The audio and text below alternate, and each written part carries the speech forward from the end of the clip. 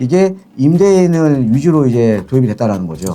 그렇죠. 그래서 신용도, 보유주택수, 전세금 반환 보증 가입 여부 등 보증 사고 이력, 세금 체납 여부, 그다음에 금융기관 장기 연체 여부, 주소 변경 빈도 등 민감한 정보를 제공, 공개해야 하는 구조가 지금 만들어졌잖아요. 네. 왜 집주인만 세입자 내력도 알아야죠. 그렇죠? 예, 그래서 국내에서 집주인과 세입자의 정보 상호 공개를 전제로 한 임대차 계약 모델이 도입이 된다. 그래서 7일 대한주택임대인협회에 따르면 협회는 프롭테크 전문 기업 및 신용평가기관과 함께 내년 초 임대인 임차인 스크리닝 서비스를 출시할 예정이다. 근데 2+2, 이 2+2가 이렇게 부작용이 큰데 왜 3+3+3 같은 내용들이 왜 나오냐 이거죠. 저는 사실 좀 그렇다라는 거죠.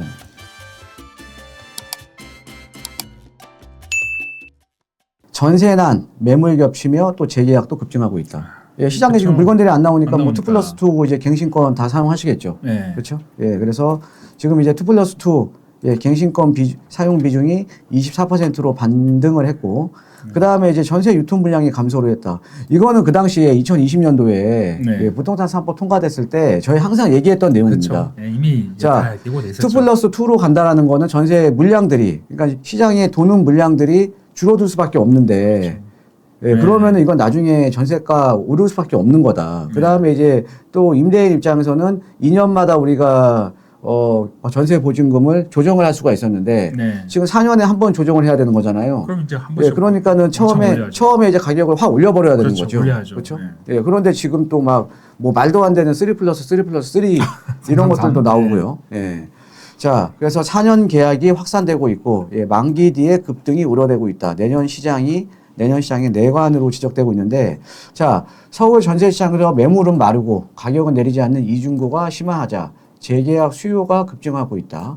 예, 그러니까 이제 계약갱신을 다 쓴다라는 거죠. 그렇죠. 예, 그다음에 갱신 청구권 사용 건수도 전년 대비 2배로 뛰며 사실상 4년 전세가 굳어지는 모양새다. 자, 그런데 최근 5년간 계약갱신 청구권을 사용했던 추이를 보면 20년도, 21년도에, 22년도에 좀 많이 썼고 그동안 좀 이제 안 썼다가 지금 최근에 또 늘어나고 있거든요. 왜? 이게 지금 뭐 시장에 지금 전세 물량들이 없으니까. 그죠? 예, 지금 시장에 지금 전세 물량들이 없으니까. 그죠? 예. 자, 7일 국토부 실거래가 공개 시스템에 따르면 지난 10월 15일부터 12월 3일까지 체결된 전세 계약 중 갱신 건수는 7,737건에 달했고요. 예. 그래서 절반에 가까운 약 한 45.9%가 이제 재계약이었던 셈이다. 네. 예.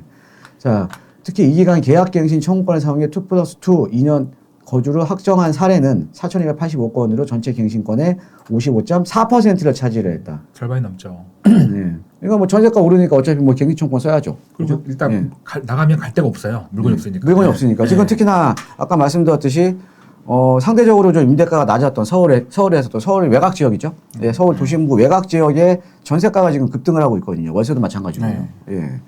자, 그 다음에 이제 계약갱신 청구권 사용이 다시 활발해졌다는 점은 주목할 만하다. 예. 올해 청구권 행사 건수는 총 3764건으로 전체 전세 계약의 약 한 24%에 좀 이제 달하고요. 예. 그 다음에 최근 5년간 임대차 3법이 안착하던 21년 2만 건 정도에서 호황기였던 22년 38,895건으로 정점을 찍었다가 다시 지금 또 상승세를 또 유지를 하고 있다.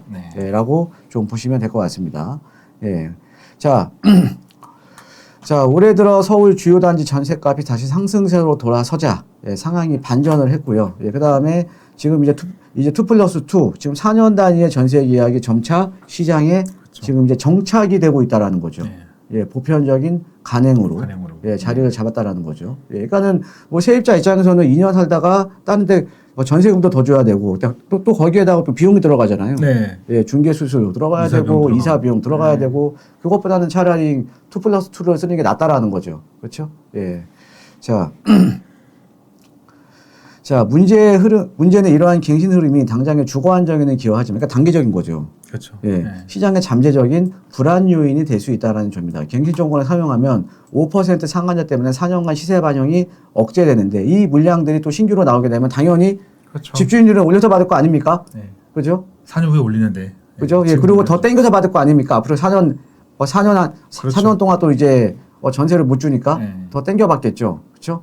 자, 거기에다가 지금 이제 대출 규제, 지금 대출 규제하고 그다음 또 실거주 의무 강화. 그러니까 지금 서울 전 지역이 지금 실거주잖아요. 그렇죠? 네. 예, 토지 거래 허가. 네. 예, 그다음에 이제 거기다가 이제 뭐 그 소유권 이전부 이제 예. 전자금 대출 규제. 안 되고 예. 예, 그러니까 그런 것들이 물려드니까 지금 시장의 유통 물량이 점점 줄어든다는 거죠. 전세 물량들이. 네. 그죠? 예. 그런데 이제 이제 문제가 되는 건 뭐냐면 전세 물량들이 이제 줄어들게 되면서 또 월세로 또 전환이 되고 그다음에 네. 월세는 또 계속적으로 올라간다라는 거죠. 그렇죠? 예, 월세는. 예. 그러니까는 지금 사실 월세 가격도 상당히 많이 올랐잖아요. 근데 월세가 오르게 되면 어떻게 보면 세입자 입장에서는 종잣돈을 모으는 데 있어서 상당히 좀 걸림돌이 되는 거죠. 예. 예, 가처분 소득이, 그러니까는 주거 비용이 늘어나면 예, 가처분 소득이 줄어드니까 예, 그만큼 이제 내가 종잣돈을 모아서 어떻게 보면 월세에서 전세에서 매매로 갈아타는 이런 주거 사다리가 지금 상당히 빠르게 지금 붕괴가 되고 있는 겁니다. 사실은 이 같은 매물 잠김과 가격 왜곡이 내년 시장의 또 핵심 변수가 될 것으로 내다봤다. 예.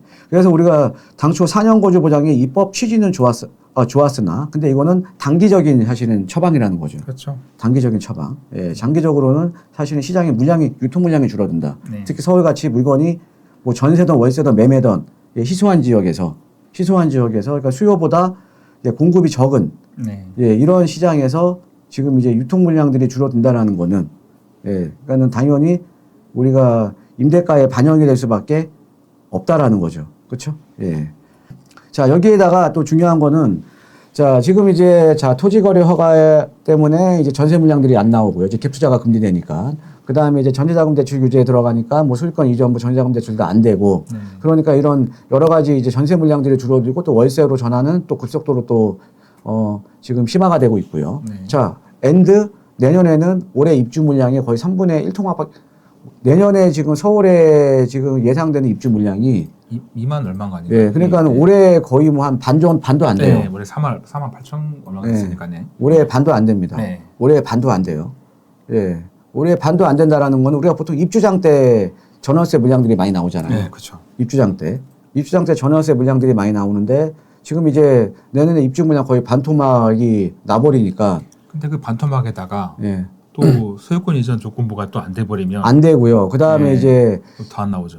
또 이제 이런 거죠. 이제 일반 물량 받으셨던 분들은 네. 예, 3년 거주로 그러니까 3년 이내는 또 입주를 해야 되거든요. 그렇죠, 그렇죠. 예, 네, 3년 이내는 지역들 그렇죠. 예, 분양가 상한제 대상 지역 같은 경우는 네, 좋은 지역들 그렇죠. 같은 경우는 네. 또 3년 이내 입주를 해야 되는데 그러면 이제 뭐 전세를 구할 뭐 세입자를 구할 때 3년 세입자를 구해야 되는데 그것도 그렇죠. 그것도 좀 어려움이 있는 거고요. 어려워, 예, 그러니까 여러 가지 지금 어떻게 보면 이게 그러니까 첩첩산중으로 규제가 있는 상황에서 내년에 입주 물량도 줄어든다는 거죠. 그래서 지금 대략적으로 예상하는 게요.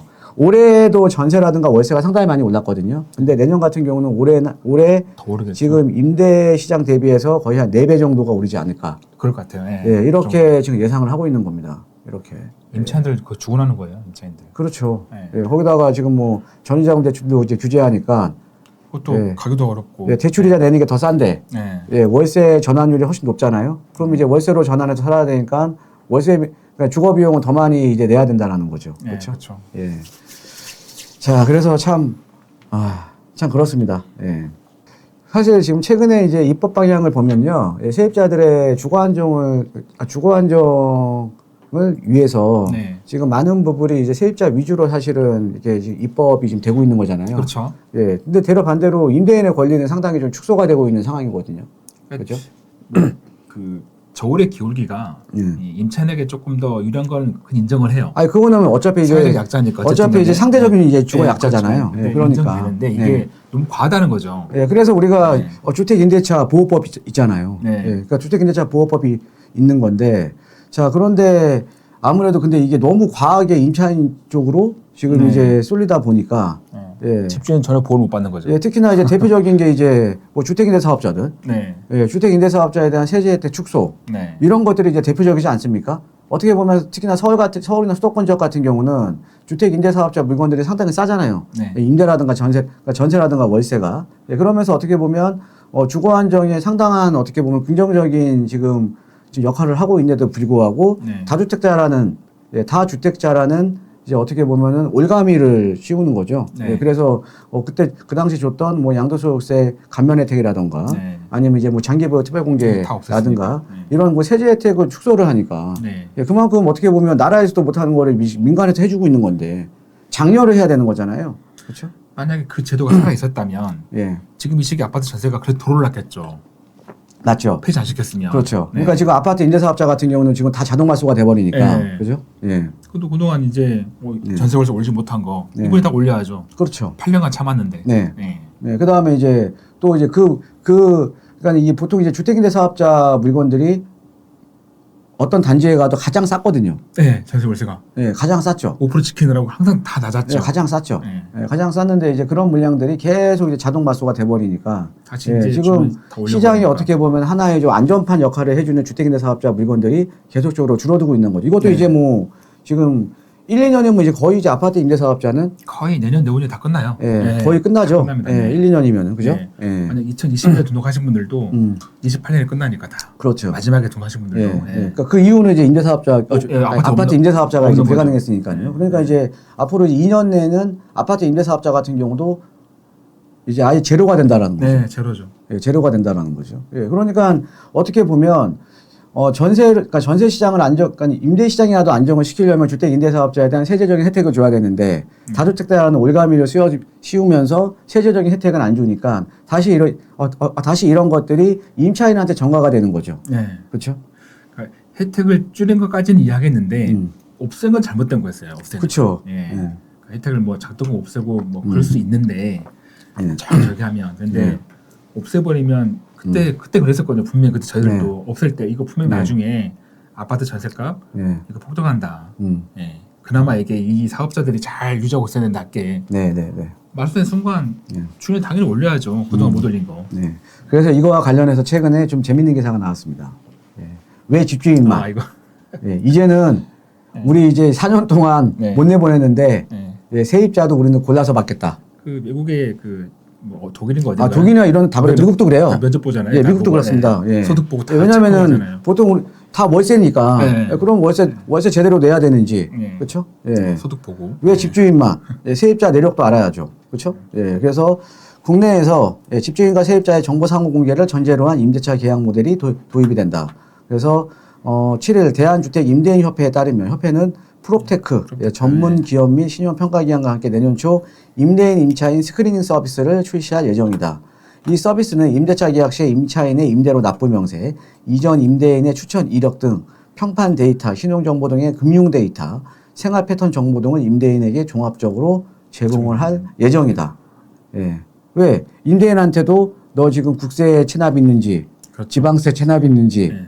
일단 그죠? 전에 네. 살던 집에서 월세 네. 잘 냈는지 네. 이런 거 본다는 거죠. 그러니까 임대인한테 지금 그렇게 좀 주어지고 있는 거 아닙니까? 네. 그렇죠. 임대인한테. 지금 그러니까 임대인의 정보는 제공을 하고 있는데 네. 임차인의 정보는 깜깜이니까. 모르잖아요, 네, 지금. 전혀. 예, 그러면 사실 임차인 간의 상호 간에 똑같이 하자 이거죠. 예, 똑같이 하자 이거죠. 예. 이렇게 되면 예. 더 방 못 구합니다. 그렇죠. 예. 안 그래도 서울은 이 물건도 없는데 네. 저기서 만약에 남보다 시용 점수가 떨어지거나 음. 한 번이라도 전에 살 때 뭐가 월세 네. 밀린 게 있다거나 이러면 이제 안 드릴 거잖아요. 너 네. 탈락 이러고 네.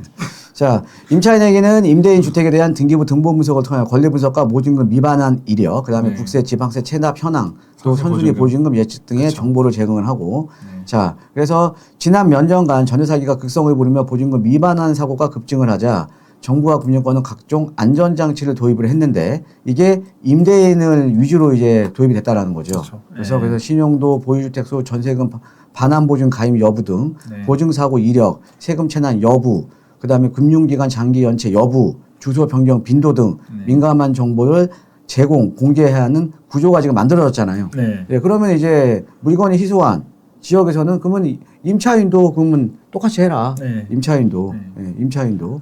그 집주인도 가려받겠다 이거잖아요. 네. 예. 반면 임차인의 임대료 체납 이력이라던가 주택 훼손, 그다음에 흡연을 하는지 아니면 반려동물을 같이 오는지 이런 임대인에게 위험이 될 만한 정보에 대해서는 계약 전 확인이 사실상 불가능하다. 지금 불가능하잖아요. 그렇죠? 네. 예, 그러니까 어떻게 보면 이런 정보에 지금 이 임대인 위주로 지금 이제 정보 공개가 지금 되면서 지금 정보의 지금 비대칭성이 그렇죠. 지금 존재를 네. 한다라는 거죠. 네. 그렇죠? 예. 자, 그래서 임차인 보호라는 정책 취지도 중요하지만 지금은 보호의 강도를 더 높이는 것보다 임차인도 역시 예, 정보를 임대인한테 줘야 된다라는 거죠. 그렇죠? 예. 그죠? 예. 거기다가 지금 최근에 논의되는 지금 이런 거죠. 지금 이제 전세에서 월세로 전환된다라는 거는 그러면 임차인이 지금 월세를 지금 임대차 기간 동안 따박따박 낼 수 있는 사람인지 네. 아닌지 임대인도 알아봐야 될 거 아닙니까? 그렇죠? 예, 그래서 지금 2+2, 그다음에 지금 뭐 지금 3+3+3가 지금 막 논의가 네, 되고 감사합니다. 있으니까 네. 한번 만약에 이게 제가 볼 때도 안 돼요. 이거는 되면 안 되는 거 난리 나는 거죠. 근데 만약에 이게 되면 9년 동안 내 집이 아니에요. 집중이 아닙니다. 예. 네, 9년 동안 내 집이 아니니까 당연히 세입자를 갈아서 받아야죠. 근데 저거 되게 쉽지 않을 것 같아요. 네. 네, 저거는 만약에 또 아, 이거는 뭐 말도 안 되는 거죠. 근데 이제 저는 그래요. 이게 말도 안 되는 거를 왜 논의를 하냐 이거죠. 시장에 엄청난 부작용이 날 거를 알면서 왜 이거를 논의를 하냐 이거죠. 지금 2+2 지금 하면서 스타트가 그거였어요. 스타트가 예. 그때부터 예. 시발점이 그러니까 잘못돼가지고 2+2로 해서 그러니까 이런 거죠. 그러니까 2020년도에 부동산 3법 통과되면서 지금 2+2가 지금 정착이 되고 있잖아요. 네. 아까 제가 말씀드린 것처럼 네. 그럼 과연 2+2가 돼서 장기적으로 세입자의 주거 안정에 도움이 되냐 이거죠. 그렇죠. 지금 이제 5년 지나고 6년 돼가는데 예, 되려 지금 전세라든가 월세가 더 많이 올라 버렸잖아요. 오늘 좀더 기사 나왔잖아요. 예? 네. 그러니까 내년 이게 거울 어떤 보고. 거냐면 이 2+2도 정책 의도하고는 틀리게 세입자의 주거 안정에 반대로 지금 기여를 한 거거든요. 예. 반대로. 그렇죠. 더 힘들게 한 거죠. 예, 근데 2+2, 이 2+2가 이렇게 부작용이 큰데 왜 3+3+3 같은 내용들이 왜 나오냐 이거죠. 저는 사실 좀 그렇다라는 거죠.